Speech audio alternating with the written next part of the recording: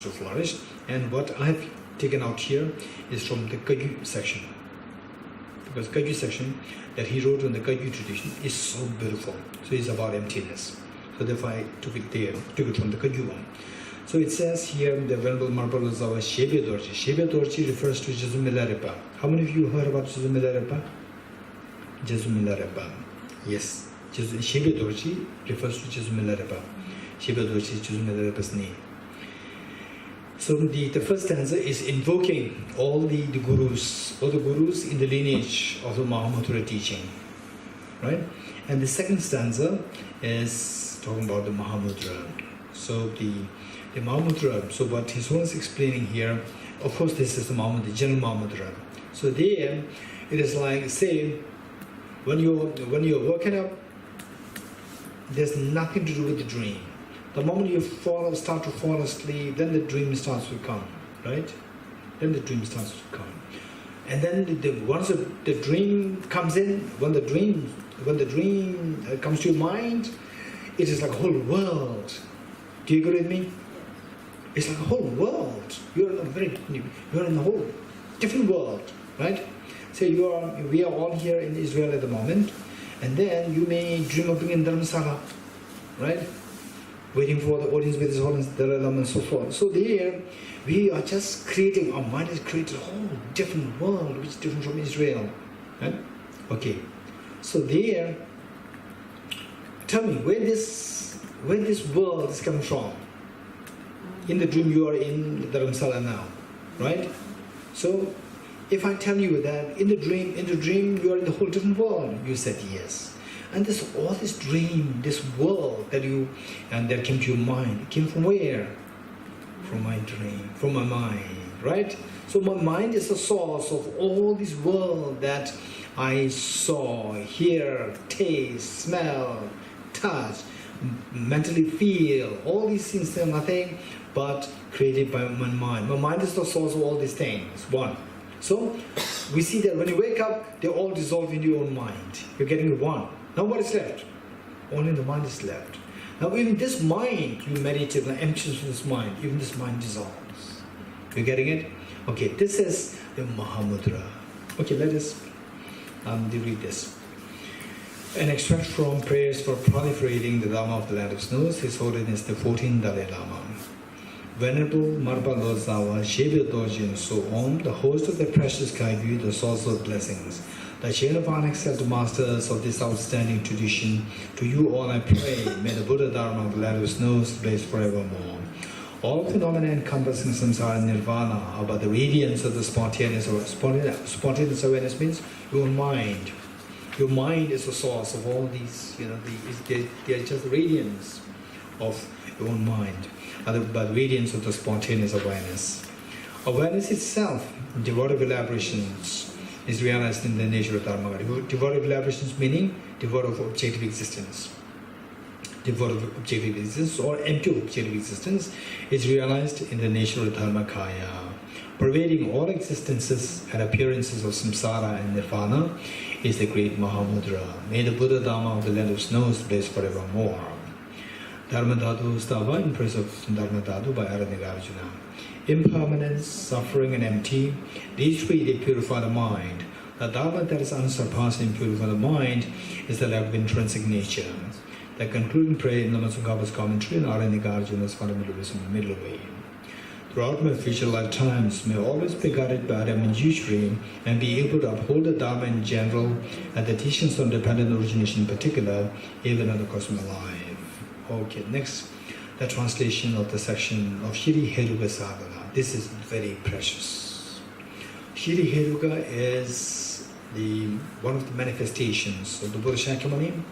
Buddha Shakyamuni manifested himself in the different deities, depending on the propensities, mental karmic connections, and so forth of the disciples. So at one time, Buddha Shakyamuni manifested himself in the form of Buddha Heruga, Buddha Shri Heruga. Okay, so how these names are picked up, how these sacred names are chosen. So for example, Shri Heruga, you would be fascinated You'll be fascinated to see that even the names, the sacred names chosen by the Buddhas for each of these deities, is not for his own glory. Is for to implant the seed of the wisdom of emptiness in the being's mind, in the sentient being's mind. Okay, let's see what Shiri Heruka means. Okay, so before we actually read this, it has to be explained. I'll explain this very quickly. This is very important. Okay, how many syllables are there? Shiri, how many syllables are there? 5 are there. Shiri Heruka. How many? 4 are there. 4 syllables. Not Shiri. Shiri. Shiri Heruka. Right? 4 syllables are there. Now, how we proceed is Shiri we will leave the last. First we do Heruka Shiri. This is how we're going to, how this is explained here. So, say, do you agree with me that when you encounter with problems, you encounter with the problems when you as the agent or as the person encounter with the phenomena. Yes? Like a sound of a clap, right? You one hand and the phenomena the other hand, then it explodes into problems, right? So when you encounter with the, say, still water, you have a stomach problem. When your body encounters with the heat, you start sweating, right? And then you encounter with somebody who does not even smile at you, right? Gives you irritation inside, that is exploded. So we see that all our problems, somehow they're connected with, they arise by depends on you as the agent encounters with the phenomena other than you. Then the problems arise. You agree with me? Good. Okay, so it is like, so the holy name, the sacred name of Shri Heruka, what this indicates is that after we have said that is related only if you have some inkling of emptiness. But this, say, you start falling asleep, and then dream starts to arise. You're getting it? Then the dream is created by the self-grasping ignorance. Now with this dream created, and in the dream, say you are in the bed sleeping. In the dream, you're walking around the kibbutz, right? Walking around the kibbutz, and then you meet somebody who is drunk. Helping way in the dream. Somebody drunk, and then he's picking up a stone, about to throw at you, right? So what do? You run away, right? Okay. There's so much of fear coming in you, and you start running away because you know that the person is drunk. Drunk, you cannot, let him understand it. No point. Better you run. Okay. So, see that. Tell me, that person who is drunk, picking up a stone and about to throw at you, right? And kibbutz in Israel.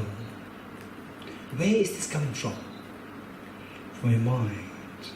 They're all created by your mind. You're getting it? So your mind is a source of everything that you see in the dream. Right? So, Heruka Shri. He is indicating your mind. Emptiness of your mind. Your mind is a source of all what you're experiencing, like in the dream. So from this mind, everything arises. For example, from this mind, the dream arises. From this mind, what you're experiencing now, they all arise from this mind like a dream. One. So now, of the two things, you as a person and the rest of the phenomena with which you interact, and the loss of the freedom happens. right? You and other phenomena. So this person who's about to run in the dream, are you running or are you in the bed? Huh? You're in the bed, but in the dream you're running, right? Even that person is also not true. That person who's running is not true. It's not real. You're getting it? So the person is not real. And the phenomena, the person picking up the stone, about to hit you, and the pulls, all these things are also not real. The phenomena with which you are interacting is also not real. And you, the person who's running, is also not real. The person is not real, the phenomena is also not real. So this is one is selflessness of person and selflessness of phenomena. Selflessness meaning emptiness, in a loose sense. Selfless of person and selfless of phenomena. Now, He, Ru, Ka, Shri. He is the selflessness of phenomena. Phenomena meaning all the phenomena with which you are interacting. In this phenomena, nothing, they are represented by the mind because they all arise from your mind. They are represented by your mind. So this mind, even this mind, through a rational reasoning, will come to see the emptiness of this mind. So Shri, no, Ru, the first one, Ru, what happens is of the two hands, the phenomena, the selflessness of phenomena. Ru, phenomena represented by the mind, it is empty of objective existence. Even the mind is also like a dream. If you get time, particularly in the second session, we will do the emptiness of the mind.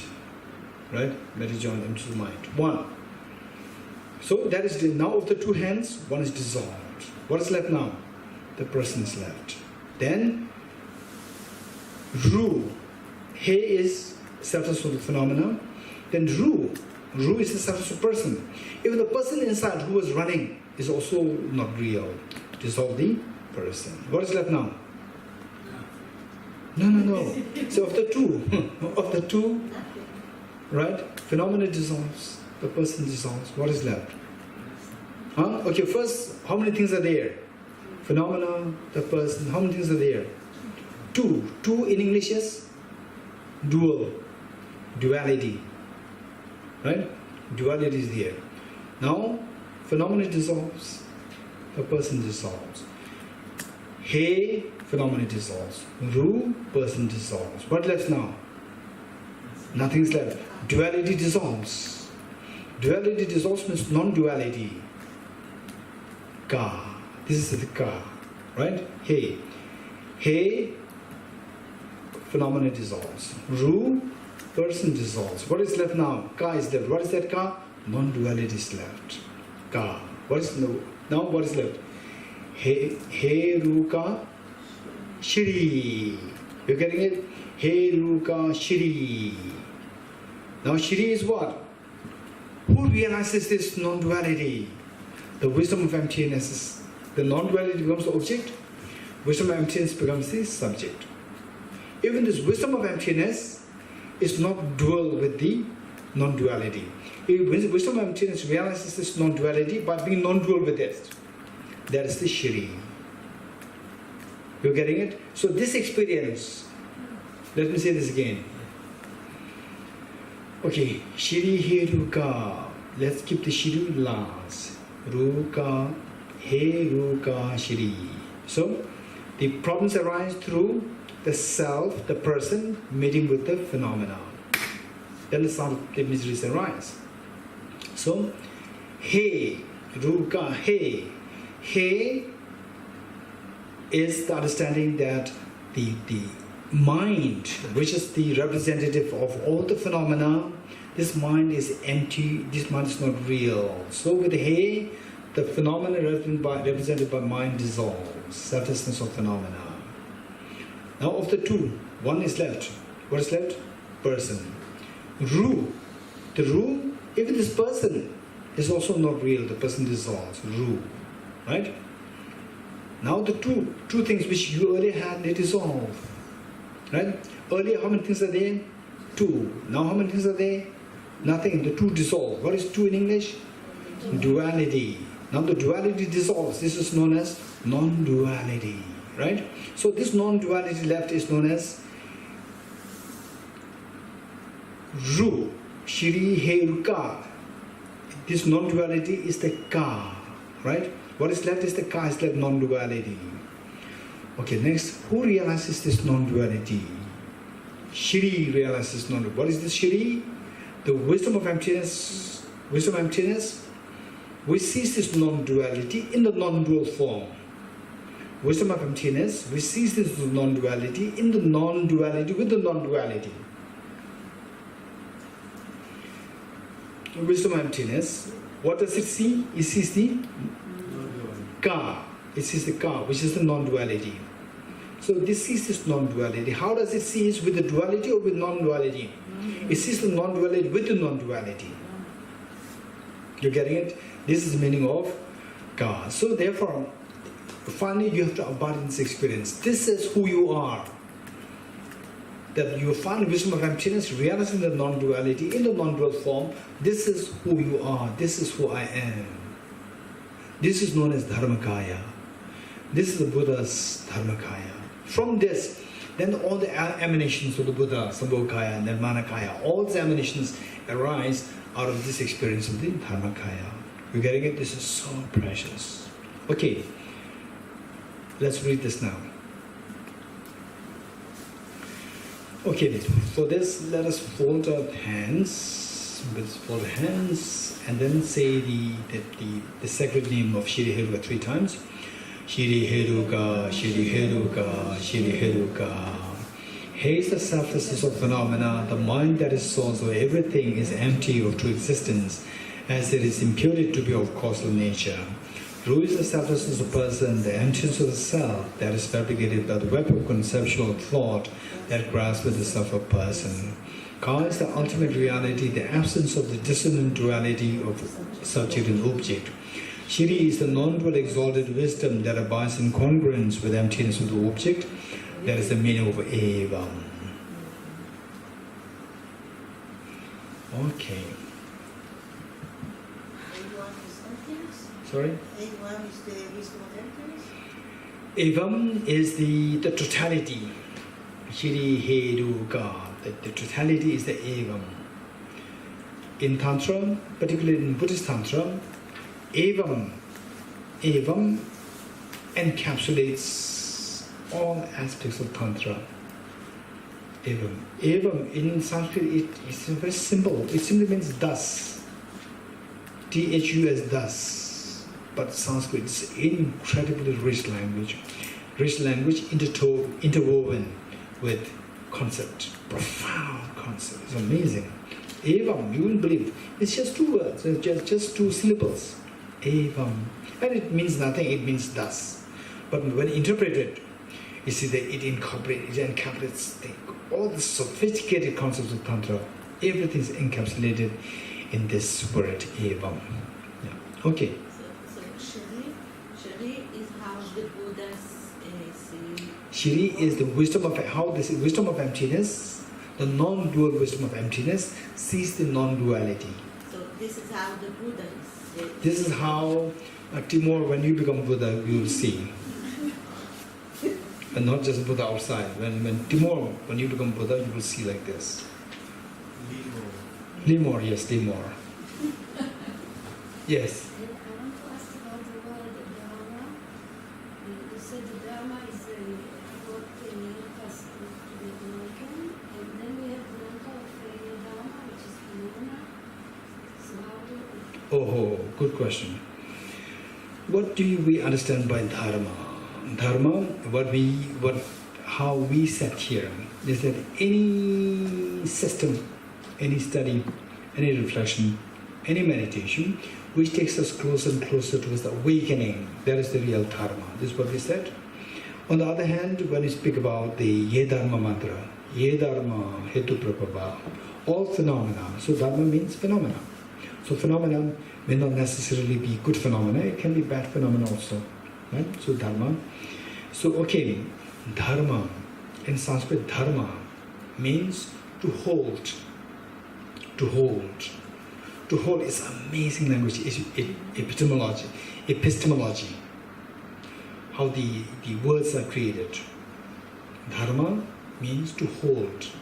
To hold. To hold has many connotations. One, every object holds its identity. Right? That this object says, I'm a flower. It holds its identity as a flower. And then I hold my identity as a male. And others hold the identity as a female. Others hold the identity as Israeli, Tibetan, Buddhist, and then what? This, that, and so forth. Right? So therefore, holding identity. This is one understanding. So, dharma, ye dharma hetu prabhav. This dharma is in the context of holding identity. So bad things that hold identity as a bad thing. Good things hold identity as a good thing. So that's the phenomena. Any phenomena necessarily holds one's identity as that particular phenomena. So therefore, dharma is understood in the form of phenomena when you interpret the holding in the context of holding identity. Then the next one is the dharma which we understand. Dharmam sharanam gacchami. I go for refuge in dharma. So this dharma, again, the literal meaning is to hold you from falling into samsara, to hold you back, to hold you away from falling into samsara, to hold you from falling into samsara. So that is the dharma in the context of the practice to be embraced. So both has a condition to hold one's identity, to hold you falling into samsara, to hold you falling into problems. Okay, so therefore to hold, this is the meaning, and that is understood in two different contexts. Okay, good. Now, from what we have done earlier, is there anything left? Any questions? I think there are several questions people should be reminding me, right? They've forgotten even what the questions are. He's looking for it. Oh, no. Okay, one thing we all want. Huh? We all want to remind something that we all wanted to know. What is the cognitive obscurations? What exactly is cognitive obscurations? Very good. Okay, one The other question. one is what we really wanted to know is how to practice. Okay, that we have to do. If you That- have that- half an hour. Yes, that we have to do. Reading or practicing meditation? Okay, that we will do, say the what? How many sessions we have? Morning we have 2 sessions. Afternoon we have 1 session. 2 hours. Afternoon we're going to do 1 session. So we'll do afternoon. Okay. That part. We'll do the afternoon. Okay, so before we struggle, I think it seems like Leon is looking for another question. Right? So, okay, first we will do the ethics question. No, first we'll do the Leona's question. Right? What exactly is cognitive obscurations? Okay.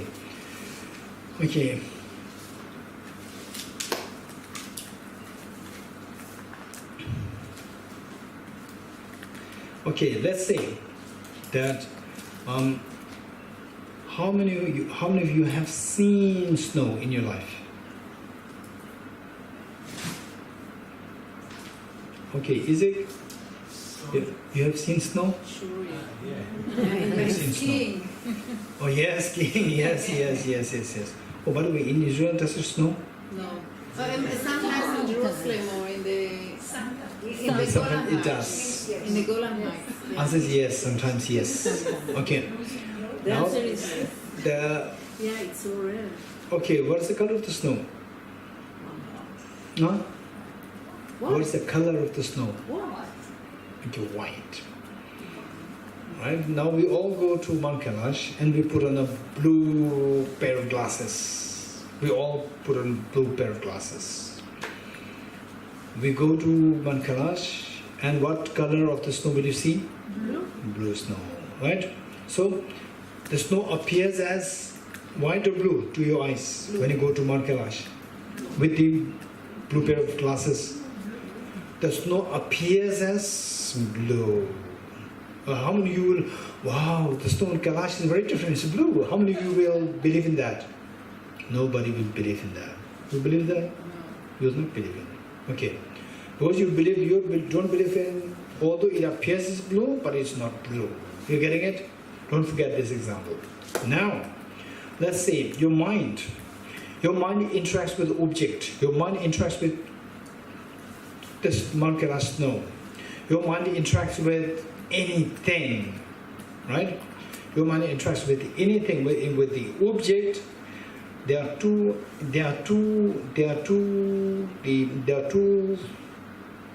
actions happening. There are two actions happening. One is the appearance of the object. Number two is engaging. Engagement is happening. Appearance and engagement. Appearance and engagement. Okay.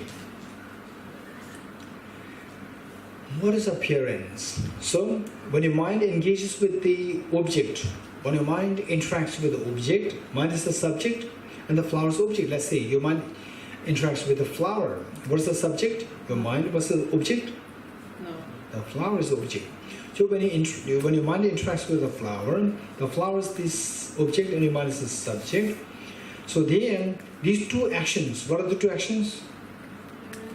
Appearance and engagement, or engaging, apprehending, engaging, same.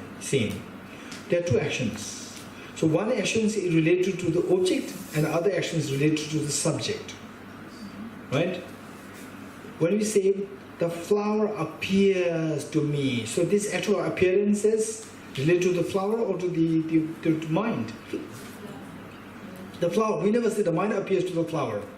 We say the flower appears to the mind. So the actual appearance is related to the flower. And my mind apprehends the flower. Or the flower apprehends my mind. Which is correct?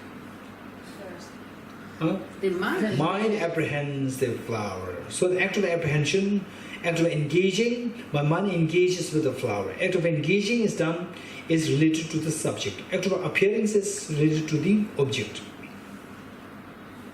You getting it? Actual appearance is related to the object. The object appears. Actual engaging is related to the subject. The subject engages with the object. You agree with me? No, Okay. you said everything is come from our mind. No. Don't go too deep into philosophy at the moment. It's just language. Just focus on language. My mind engages with the object. What is that agent which engages with the object? The mind or the object engages with the mind? The mind engages with the object. Just stick to this for the timing. The mind engages. You agree with me or not? The mind apprehends the flower or the flower apprehends the mind? The mind apprehends the flower. So, when the action is taking place, there are two things. One is the agent and one is the object. So, what is the object in this case? The mind engages with the flower. What is the object? Flower. The flower. And what is the agent? The mind. And the object appears to the mind. Yeah. Object appears to the mind. So, this act of the appearance. Act of appearance is happening from where? From the object, from the mind? From the object. From the object. So with the object, act of appearance and act of engagement. Act of appearance is related to the object. Act of engagement is related to the subject. Don't forget it. With these two things, our mind, when it interacts with the objects, it can be deceptive with respect to the appearance, or it can be deceptive with respect to the engagement, or it may not be deceptive with any of these two, or it can be deceptive with both. Right? You getting it? Okay. Say, when you look at the snow mountain, okay, when you look at this, what is the color of these bulbs? What is the color of these bulbs? Blue? No. Huh? Oh, white, right? White color. But if you put on the blue glasses, you will see it blue. Okay. But will you agree that, oh, this blue bulb, or will you say, no, it's white? I know it's white, but it appears as blue because of my glasses. Okay. Although it appears as blue, Okay, appearance-wise, deceptive, non-deceptive? It is deceptive. And then, do you approve this appearance? I see. Yesterday I saw it is white, now it is blue. No. your mind would not say that it is blue. You will continue to say that it is white. You're getting it? So although it is erroneous